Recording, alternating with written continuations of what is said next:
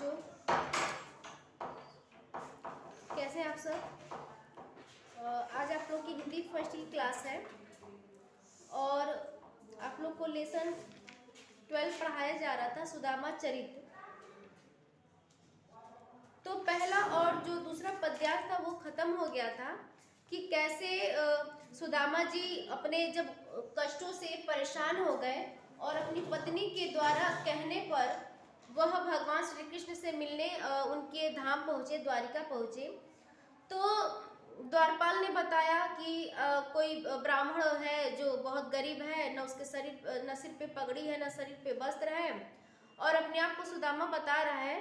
तो जब सुदामा का नाम सुने भगवान श्री कृष्ण ने तो वो दौड़ते हुए गए और उन्हें बुलाकर लाए, ससम्मान उन्हें सिंहासन पे बैठाया। उनके पैरों को देखा जिसमें से कांटे निकल रहे थे और उनके इस कष्ट को देखकर उन्हें इतना तकलीफ हुआ कि उनकी आंसुओं से जो अश्रुधारा बही उसके गिरने से ही सुदामा के पैर धुल गए। तो उसके बाद का जो प्रसंग था ये आज मुझे पढ़ाना था। तो आगे का क्या प्रसंग था वो पिछली बातों को उन्हें याद दिलवा रहे थे। तो कुछ शब्दों के अर्थ हैं यहाँ पे देख लीजिए। जैसे कछु मतलब कुछ, केही मतलब कौन से, हेतु मतलब कारण, चाबी मतलब चबाना, प्रवीण मतलब कुशल या प्रवीण, बाण मतलब होता है आदत, काख मतलब होता है बगल में, केही मतलब कौन से, गुरु मातु मतलब होता है गुरु माता, ठीक है, दीने मतलब दिए। कुछ शब्द है जो जब मैं इसका पद्यांश में पढ़ाऊंगी तो यहाँ पे भी अर्थ में क्लियर करते जाऊंगी, ठीक है। तो आप लोगों ने क्या पढ़ा, तो उन्होंने अपने आंसुओं की धारा से उनके पैरों को धुल दिया। अब उसके बाद वो उनका हालचाल पूछते हैं और पूछते हैं भाभी का अपने हालचाल पूछते हैं कि हे मित्र बताइए भाभी कैसी हैं। तो वो उनका खूब आदर सत्कार करते हैं, सुदामा को अपने पास बिठाते हैं।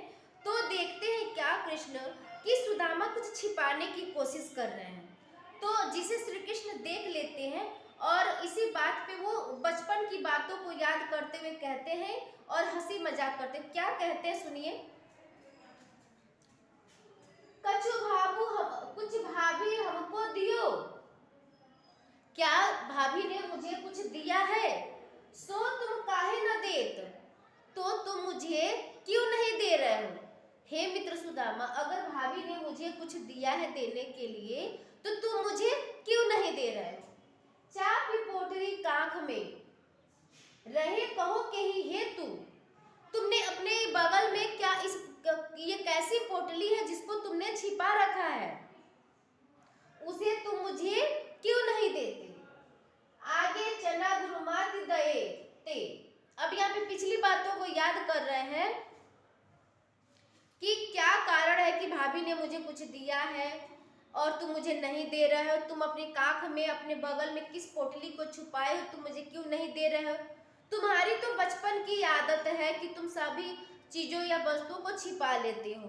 तो वो बालपन की घटना की याद दिलाते हुए कहते हैं कि एक बार गुरु माता ने आगे चना गुरु माता दए थे।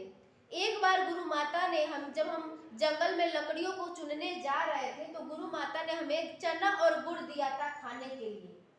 ले तुम चापी हमें नहीं दीने, तुम उसको सारा चबा गए, खा गए, पर हमको नहीं दिए। श्याम कहो मुस्काए सुदामा। जब श्री कृष्ण ने इस बात को कहा तो सुदामा जी मुस्कुराने लगे। चोरी की बान में हो जू प्रवीणे, तुम तो चोरी करने में कुशल हो, प्रवीण हो। अब देखिए उन्होंने हंसी हंसी में ही पुरानी बातों को याद किया कि गुरु माता ने कुछ गुड़ और चना हमको दिए थे और तुम अकेले खा गए, मुझे दिया ही नहीं। तुम्हारी तो ये बचपन की आदत है कि तुम चोरी करने में एकदम प्रवीण हो, तुम माहिर हो। अब आगे मैंने नीचे नहीं लिखा है क्योंकि जगह नहीं था। इसके बाद आप लोग बुक में देखते रहिएगा। मैं बार बार कहती हूँ कि जब भी आप लोग हिंदी पढ़िएगा तो बुक सामने रख के बैठिएगा और जो भी पढ़ाया जा रहा हो उस बुक में देखिएगा ताकि आप लोग को क्लियर होता है। अब आगे क्या दिया है कि पोटली काख में चापी रहे तुम इस पोटली को अपने काख में अपने बगल में क्यों छुपा के रखे हो। खोलत ना ही सुधार सिबी ने,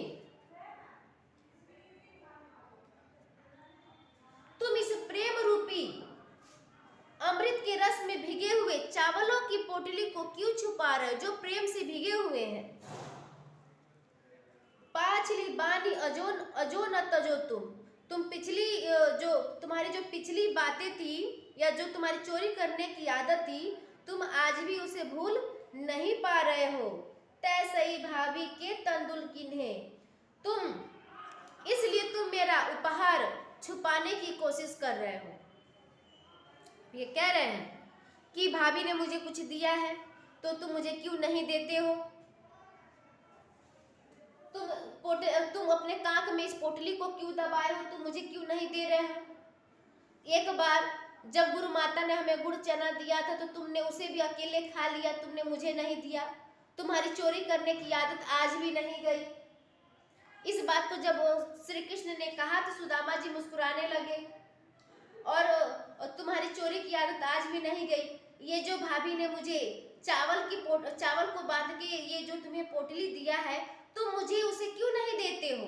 अमृत रस से भरा हुआ वह प्रेम रूपी उपहार तुम मुझे क्यों नहीं दे रहे हो। तुम आज भी उसे छुपाने की कोशिश कर रहे हो। ठीक है, सबको समझ में आया। दूसरा पद्यांश पढ़ते हैं हम लोग।